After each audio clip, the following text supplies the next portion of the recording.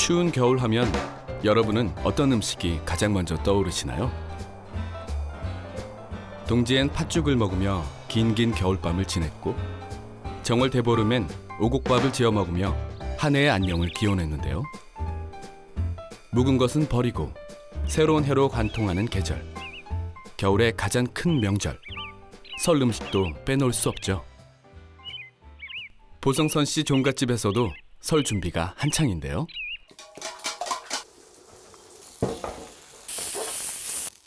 설 이틀 전부터 집집마다 구수한 냄새가 진동합니다. 저는 종교가 이거 제사입니다. 조상덕의 이밥이라 그러잖아요. 조상 때문에 여러 가지 음식을 먹어보는 거예요. 그러니까 어머니의 어머니가 그랬듯 보성선 씨 종부도 며느라기에게 가문의 맛을 전수합니다. 제사 음식만 41년째. 내공이 묻어나는 장인의 솜씨가 갓 시집온 며느리에겐 범접할 수 없는 고수의 영역으로 느껴지는데요. 요걸 가지런히 이렇게 놔야지. 그래서 만약 이게 너무 많이 꼬그러졌으면은 뜨거운 물에다 살짝 한번 넣으면은 제자리로 붙어. 수천 년 한국의 맛이 맥을 이을 수 있었던 이유는 집집마다 전통을 대물림하며 전수해온 정성 때문이 아니었나 싶습니다. 저희 집 내림 음식입니다. 다른 데서는 이렇게 쬐끄만하게 이렇게 하잖아요. 근데 저희는 여기에 뭐 고기, 고사리, 또 우엉, 뭐 미나리, 파 이런 걸 꽂아갖고 굉장히 이거는 고급 전이죠, 그죠? 그리고 이 한양젓은 아무나 못 붙여요. 며느리한테 안 맡기잖아요. 이제 한 2, 3년 되면 맡겨야지. 근데 지금은 못 붙여요, 이걸. 서당께 3년이면 풍어를 읊는다 했는데 종갓집 전부치기는 호락호락하지 않습니다. 쉽게 내줄 수 없는 노장의 노하우죠. 너 뭘 좀 하려. 앉아서 쳐다. 간장이라는 이 동이 그때 샀던 동이야? 괜찮네. 네가 사온 거요? 괜찮아. 이거 한 마리 15,000원 줬대.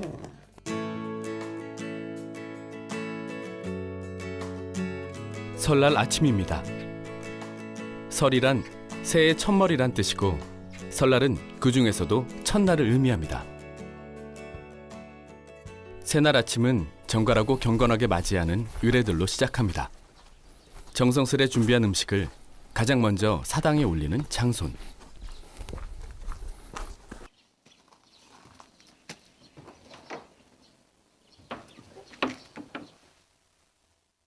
차례상에 올리는 음식은 장을 볼 때부터 가장 실하고 깨끗한 것으로 까다롭게 고릅니다. 그리고 상을 차리는 방법 또한 엄격한데요. 지방이나 가문에 따라 조금씩 다르긴 하지만 대체로 지켜야 하는 규칙이 있습니다. 어동육서라든지 아니면은 뭐 홍동백서 그리고 이제 조유리시 가장 이제 중요한 것이 첫 줄은 과일, 두 번째 줄은 나물, 세 번째 줄은 전, 그 다음은 이제 찜, 그리고 이제 이쪽으로는 생선류가 많이 올라가고요. 이쪽은 고기 쪽이 올라갑니다. 정해진 규율에 따라 차려진 차례상. 이 속에 또 하나의 비밀이 있습니다. 차례나 제사상에 절대 쓰면 안 되는 색이 있는데요. 우리가 일반적으로 그 잔치나 뭐 큰 어떤 행사 이럴 때는 빨강, 파랑, 노랑, 흰색, 검은색이 고루 들어가죠. 그러나 차례상, 제사상에는 빨간색은 넣지 않아요. 그건 왜냐하면 붉은색은 악귀를 쫓는 색깔입니다. 귀신을 쫓는 색깔이에요. 근데 제사상 차림은 우리 조상신을 오게 하는 상차림이니까 빨간 색깔은 쓰지 않고 소박하게, 담백하게 그렇게 정갈하게 만들어냅니다. 자, 들어가자.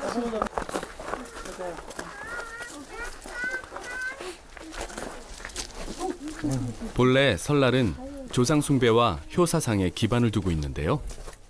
먼저 간 조상신과 자손이 함께하는 아주 신성한 시간이라는 의미를 가지고 있습니다.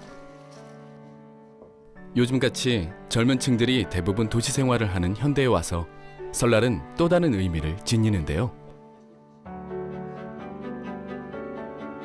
도시 생활과 산업 사회에서 오는 긴장감과 강박감에서 잠시나마 해방될 수 있는 즐거운 시간을 의미하기도 합니다.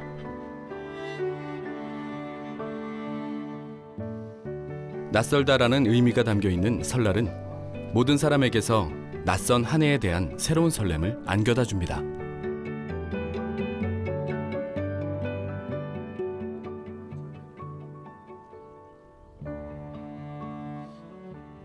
그렇게 새로운 한 해의 다짐을 하며 가족끼리 정을 나누며 먹는 설 음식 속에도 숨은 의미들이 있는데요. 설날에 빼놓을 수 없는 음식, 바로 떡국입니다. 그런데 왜 하필 설날엔 떡국을 먹을까요? 단순히 한 끼 음식으로 먹는 게 아니라 떡국 속에 숨은 염원들이 있기 때문입니다. 새하얀 떡은 순수를 상징해 올 한 해 순수하고 밝게 살기를 기원했던 것이죠. 새해의 풍요와 무탈을 소망하며 즐겼던 음식, 떡국입니다. 어렸을 때는 나이를 빨리빨리 먹고 싶었어요. 근데 이제 나이를 좀 어느 정도 먹으니까 나이 먹는 게 별로 안 좋아요. 근데 이제 바람이 있다면 부모님들이 건강하게 사시는 거. 그게 제일 바람인 것 같아요. 점점 나이를 먹는다는 생각보다는요, 그냥 한 해에 시작하면서 애들 다 건강하고, 그게 이제 부모 마음이잖아요. 이제 5살 됐네. 우리 설날은 설, 그 뜻은 서다, 삼가다, 건신하다라는 뜻이 있어요. 그래서 좋은 날 마가 낀다고 항상 그 좋은 날 이렇게 조금 삼가했죠. 하얀 색깔의 떡국으로 동그랗게 또 썰어 먹으면서 1년 내내 제복이 많았으면 그런 마음을 그 떡국에다 담아서 먹게 된 거예요. 태양과 열정을 상징하는 빨간색. 우리의 혈액색과 닮은 붉은색 음식은 심장을 튼튼하게 해주고 피를 맑게 해주는데요. 그렇다면 전통에서 붉은색 음식은 어떤 의미일까요? 옛날에 조상님들은 그 팥을 많이 쓴 이유가 귀신이 제일 싫어하는 색이 붉은 적두의 색깔이라고 얘기를 합니다. 붉은색 음식은 벽사의 의미를 담고 있는데요. 그 대표적인 음식이 바로 팥죽입니다.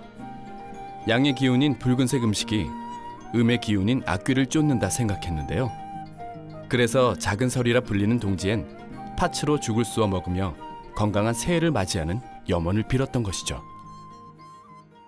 그 하얀 새알심을 넣는데, 그 하얀 새알심을 넣는 이유는 우리가 또 마지막 그 해를 넘기면서 건강을 기원하고 나이를 또 먹게 되는 그런 걸 기원을 했다라고 얘기를 합니다. 혼산날 같이 신성한 날에도 빨간색 음식을 사용해서 부정한 기운을 막았는데요. 본래에서 빨간색은 파란색과 짝을 맞춰 복을 기원하는 의미로 사용됐습니다. 청실, 홍실이라는 말이 있죠. 청색과 홍색은 음과 양의 상징인 동시에 남녀를 의미하는 뜻이기도 해 두 사람이 청실, 홍실, 사이좋게 잘 살라는 의미도 담고 있습니다. 아들 낳고 대통령 되나?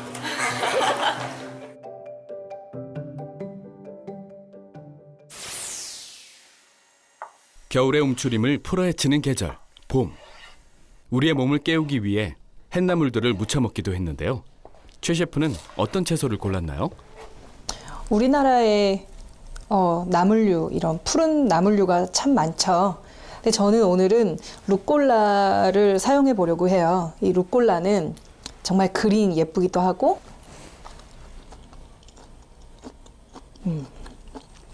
씁쓸한 게 입맛을 돋구는 식재료이죠. 만물이 소생하는 계절, 봄. 봄은 푸르름을 상징합니다.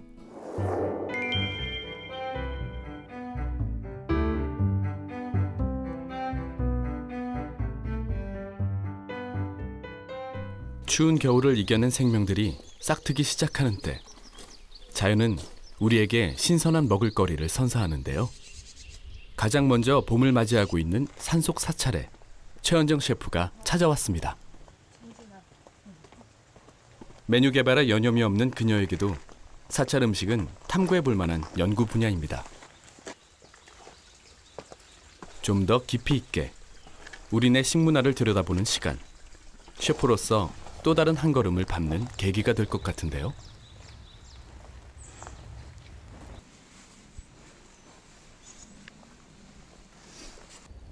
채우기 위해 먹는 것이 아니라 비우기 위해 먹는다. 절제하는 삶을 실천하는 불교의 음식. 사찰 음식을 연구하는 정관 스님입니다.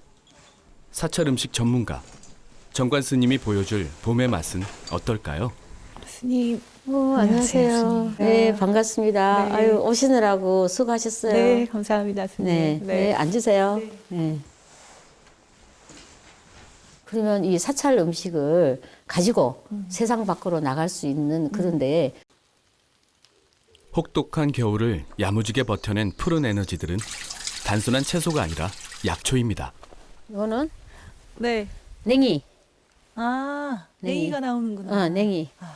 근데 냉이는 이제 조금 이제 철이 조금 좀 지났어요. 네. 그럴 때 무예요. 네. 어떻게 내가 한번 봐야 돼 나도 몰라. 아. 얼고 눈빛. 그런데 아이고. 지금까지 이게 살아 있다는 거야. 이렇게. 와. 요거 가지고 이제 김치랑 먹으면 이제 아, 이게 예뻐라. 이게 이제 전체 음식이에요.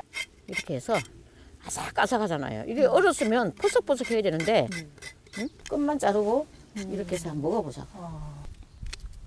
야 아삭아삭하잖아요. 한 개도 안 얼었잖아요. 네. 그러니 이게 농사 짓는 법이 네. 얼마나 간지 그냥 네. 이렇게 해서 먹으면 돼. 네. 뒤에서 난 흙이라. 자 이렇게 입에 쥐고 먹어 그냥 네. 뜯지 말고.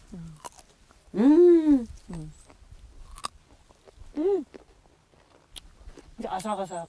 달잖아요. 네. 매운맛이 이게, 없죠. 예, 겨울 지난 물하고는 그렇지. 느껴지지가 않아요. 그건 밭에서 그냥 있던 거예요. 이렇게 눈하고 피하고 맞고. 이거 3개는 해야 이제. 네. 그래서 네. 밑에는 국 끓여 먹고 네. 이거는 이제 겉절이 샐러드 먹고 겉절이 드시고. 응, 응. 아유. 이거 먹으면 돼.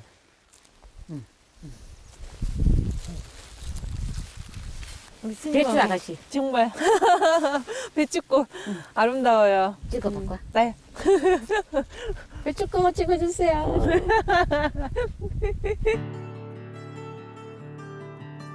이슬 맺힌 무공의 푸르름과 마주하며 이렇게 봄을 맞이하고 있는 두 사람. 싱그러운 봄처녀처럼 순수하던 무공의 시절로 돌아간 것 같습니다.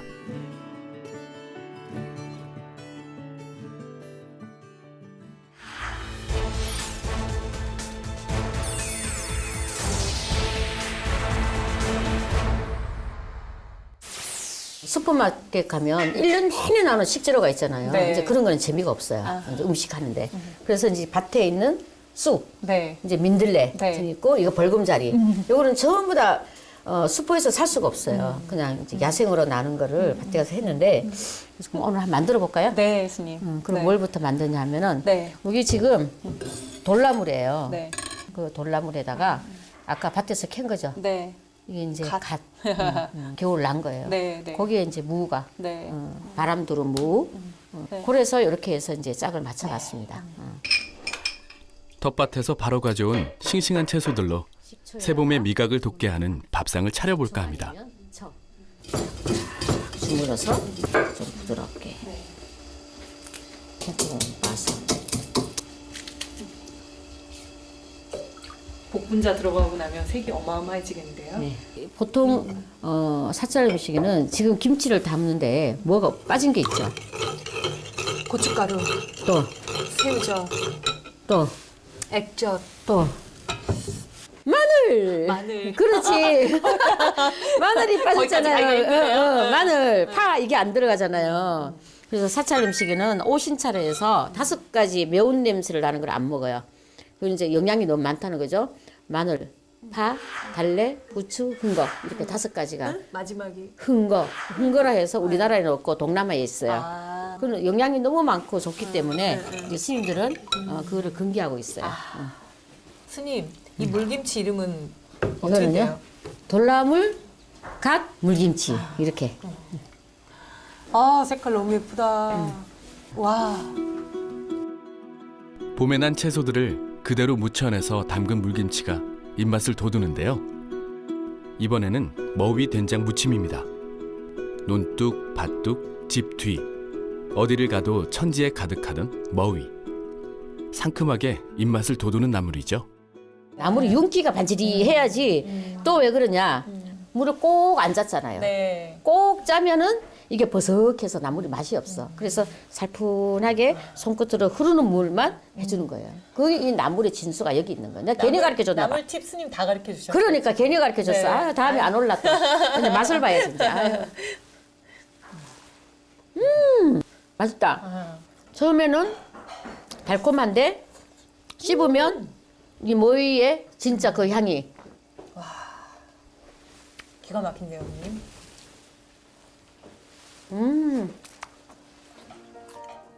건강한 사찰 음식의 무한 변신. 몸과 마음의 힐링을 선사하는 사찰 음식 조리법은 단순합니다.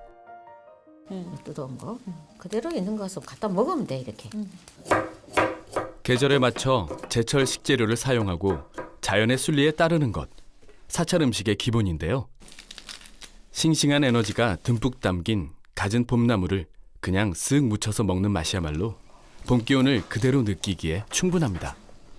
이 풍만한 맛과 향. 뭐 표현할 수가 없어요, 스님. 안 되겠네. 스님은 음식 하실 때 어떤 색을 중요하게 생각하세요? 자연의 자연의 색깔이 다 오묘해요. 그 오묘한 그 색깔을 최대한 살려주는 거죠. 사찰 음식은 가하지 않고 또 자기가 먹을 만큼 또 육신을 지탱해서 도 닦을 만큼만 먹는 겁니다. 그래서 그게 바로 공양이에요. 네. 바로 공양.